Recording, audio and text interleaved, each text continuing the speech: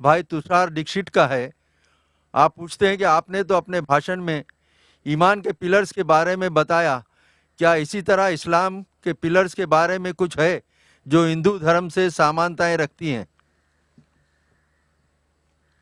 भाई तुषार का सवाल था कि मैंने तकरीर में इस्लाम में जो ईमान के अरकान हैं और हिंदू धर्म में इन दोनों के बीच जो यकसानियत है उसका जिक्र किया। क्या हिंदू धर्म और इस्लाम के अरकान में यकसानियत है कोई?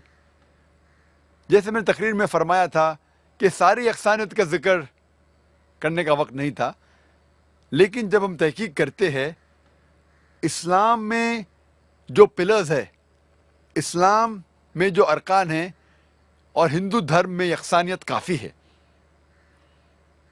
अल्लाह के रसूल मोहम्मद सल्लल्लाहु अलैहि वसल्लम फरमाते हैं सही बुखारी में जिल्द नंबर 1 किताबुल ईमान चैप्टर नंबर 1 हदीस नंबर 8 में इस्लाम 5 अरकान पे मबनी है।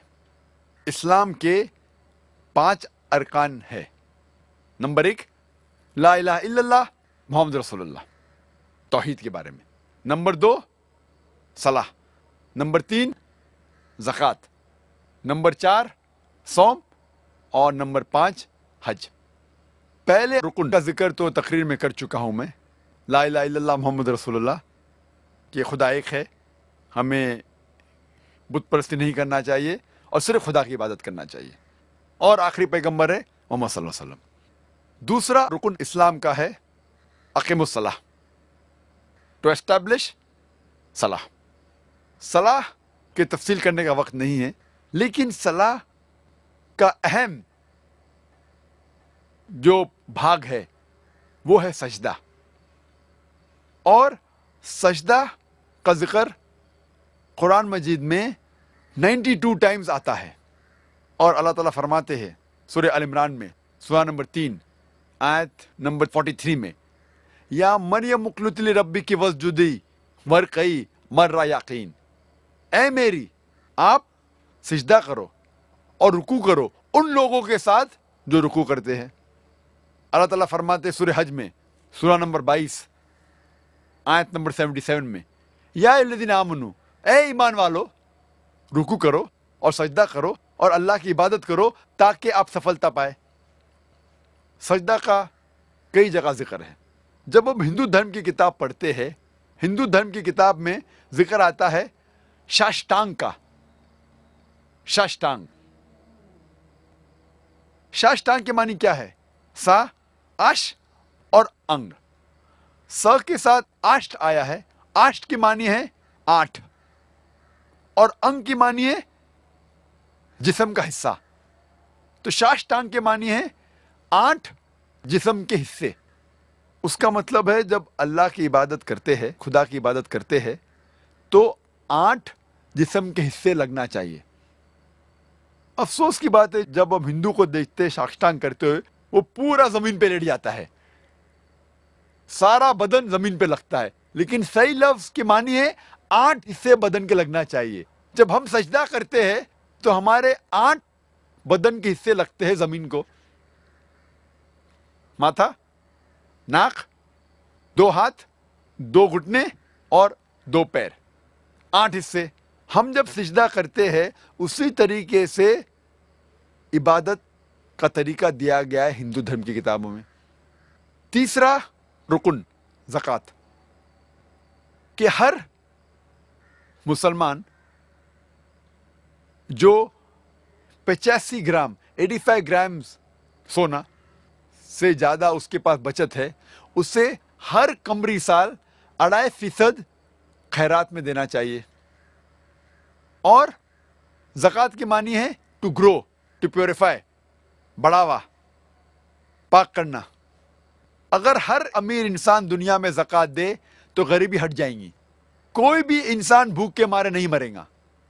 और कुरान में आता है सूरह अल हशर में सूरा नंबर 59 आयत नंबर 7 में कि ज़कात इसलिए है ताकि वेल्थ, जायदाद, माल सिर्फ अमीरों के बीच न घूमे।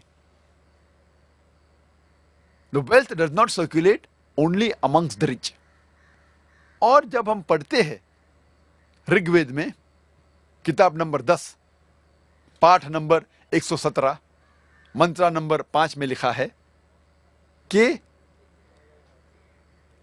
آپ دان دو، کیونکہ پیسہ ایسی چیز ہے جو آج ایک انسان کے پاس ہے، کل دوسرے انسان کے پاس ہے. جس طریقے سے گاڑی کا پہیا گھومتا ہے اس طریقے سے مال گھومتا ہے. خیرات کے بارے میں بھگوت گیتا میں بھی ذکر ہے، پاٹھ نمبر 16 شلوک نمبر 3 میں، اور بھگوت گیتا پاٹھ نمبر 17 شلوک نمبر 20 میں ہے کہ خیرات کرو. چوتھا ارکان سوم. ہر بالغ مسلمان کو جس کی صحت اچھی ہے اسے روزہ رکھنا چاہیے، کھانا اور پینا سے پرہیز کرنا چاہیے فجر سے لے کے مغرب تک اور پورے رمضان کے مہینے تک. اور قرآن میں ذکر آتا ہے سورہ بقرہ میں سورہ نمبر 2 آیت نمبر 183 میں 183 میں Fasting has been prescribed to you as it was prescribed to those who came before you so that you may learn self-restraint. روزہ آپ پر فرض قرار دیا ہے جس طریقے سے پہلے لوگوں پر فرض قرار دیا گیا تھا تاکہ آپ لوگ پرہیزگار بنو. روزہ اسی لیے قرار دیا گیا ہے فرض تاکہ لوگ پرہیزگار بنے. آج کے سائیکولوجسٹ کہتے ہیں کہ if you can control your hunger, you can control almost all your desire. اگر آپ بھوک پہ قابو پا سکتے ہیں تو آپ اپنے سارے خواہشوں پر قابو پا سکتے ہیں. روزے رکھنے کے کئی فائدے ہیں. اگر آپ صحیح طریقے سے روزہ رکھیں جس طریقے سے اسلام میں ذکر آتا ہے پورے مہینے تک، ایک قمری مہینے تک، تو سائنس آج کہتی ہے آپ کا انٹسٹینل ایبزارپشن بڑھتا ہے، آپ کا کولیسٹرول لیول کم ہوتا ہے، اور روزے میں رمضان کے مہینے میں کئی غلط عادتیں آپ کے دور ہو جاتی ہے. اگر آپ سگریٹ پینا چھوڑ سکتے ہیں فجر سے لے کے مغرب تک، پھر انشاءاللہ پیدائش سے موت تک کے اب سگریٹ پینے کی ضرورت نہیں آپ کو. اگر آپ شراب سے پرہیز کر سکتے ہیں فجر سے لے کے مغرب تک، تو شراب کو آپ کو چھونے کی ضرورت ہی نہیں پیدائش سے موت تک کے. روزے کا ذکر ہندو دھرم کی کتابوں میں بھی ہے، لیکن ہندو دھرم میں کئی قسم کے روزے ہیں. ایک قسم جس کا ذکر آتا ہے منو اسمرتی میں پاٹھ نمبر 6 شلوکا نمبر 24 میں لکھا ہے آپ روزہ رکھو ایک مہینے تک. باقی کئی قسم کے روزے موجود ہے ہندو دھرم کی کتابوں میں. جب آپ پڑھتے منو اسمرتی اس میں ذکر آتا ہے روزے کا پاٹھ نمبر 4 اور شلوک نمبر 222 میں، اور پاٹھ نمبر 11 شلوک نمبر 204 میں بھی. پانچواں رکن اسلام کا پانچواں رکن ہے حج. ہر بالغ مسلمان کو جو حیثیت رکھتا ہے مالی اور صحتی، اسے کم از کم زندگی میں ایک بار حج کرنا چاہیے، جس کے معنی اسے مکہ جانا چاہیے حج کے مہینے میں. اور حج ایک سب سے اچھا ایگزامپل ہے عالمی بھائی چارے کا، best example of international brotherhood, universal brotherhood. تقریباً 25 لاکھ لوگ آتے ہیں مختلف ممالک سے، امریکہ سے، انگلینڈ سے، انڈیا سے، پاکستان سے، انڈونیشیا سے، ملیشیا سے، اور مرد پہنے ہوتے 2 سفید کپڑے بنا سلائے ہوئے. آپ یہ نہیں پہچان سکتے آپ کے پاس جو کھڑا ہے وہ راجا ہے یا فقیر ہے. سب سے بہترین ایگزامپل ہے یونیورسل بردرہڈ کا، عالمی بھائی چارے کا. اور قرآن مجید میں لکھا ہے سورہ حجرات میں سورہ نمبر 49 آیت نمبر 13 میں یا ایھا الناس انا خلقناکم من ذکر و انثی وجعلناکم شعوبا وقبائل لتعارفوا ان اکرمکم عند اللہ اتقاکم ان اللہ علیم خبیر.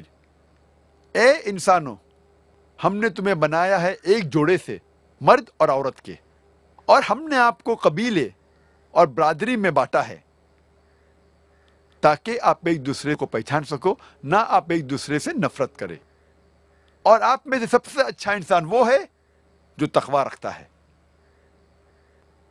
اللہ تعالیٰ کے نزدیک ایک انسان دوسرے انسان سے اونچا نہیں ہوتا ہے جات پات کی بنیاد پہ، مال کی بنیاد پہ، عمر کی بنیاد پر، جنس کی بنیاد پر، چاہے وہ امیر ہو یا غریب ہو، راجا یا فقیر، سفید یا کالا، پیلا یا گھیوا۔ اللہ تعالیٰ کے نزدیک ایک انسان دوسرے انسان سے اونچا ہو سکتا ہے صرف تقوی کی بنیاد پہ، صرف نیکی کی بنیاد پہ۔ اور ہندو دھرم کی کتابوں میں بھی کئی طرح کے تیرتھ ہے، پلگرمیج ہے، تیرتھ یاترا ہے۔ ایک ذکر ہے رگ وید میں، کتاب نمبر 3، پاٹھ نمبر 29 میں، منترا نمبر 4 میں، جس میں لکھا ہے کہ الیس پد پہ جاؤ جو نبھا پرتھوی میں ہے۔ الیس پد کی معنی سنسکرت میں ہے الے مطلب خدا، سپد مطلب جگہ، خدا کی جگہ۔ اور جب ڈکشنری میں دیکھیں گے لکھا ہے الیس پد مطلب ایک تیرتھ یاترا کی جگہ، خدا کی جگہ، اور لکھا ہے یہ جگہ، یہ الیس پد ہے نبھا پرتھوی میں۔ نبھا پرتھوی کی معنی سینٹر آف دی ارتھ، زمین کے بیچ، اس پرتھوی کے بیچ۔ اور ہم جانتے ہیں مکہ پرتھوی کے بیچ میں، مکہ از ان دا سینٹر آف دی ورلڈ۔ اور یہ الیس پد جو خدا کی جگہ کا ذکر ہے، ہمیں پتہ لگتا ہے یہ مکہ کے بارے میں کہہ رہے ہیں۔ اور جب آگے پڑھتے ہیں رگ وید کتاب نمبر 3 میں، پاٹھ نمبر 29، منترا نمبر 11 میں، ہمیں یقین ہوتا ہے کہ یہ مکہ ہے۔ کیوں؟ اس میں ذکر آتا ہے نرشنسا کا، جو میں تقریر میں کہا، نرشنسا، وہ آدمی جو پرشنسا کے لائق ہے، تعریف کے لائق ہے، جس کے معنی محمد صلی اللہ علیہ وسلم۔ تو جب الیس پد آیا، نبھا پرتھوی آئے، محمد صلی اللہ علیہ وسلم آئے، تو کوئی شک نہیں باقی رہتا ہے کہ یہ جگہ جس کا ذکر ہے وید میں، وہ ہے مکہ کے بارے میں۔ یہ مختصراً سا تھا اسلام کے ارکان اور ہندو دھرم کے بیچ میں یکسانیت۔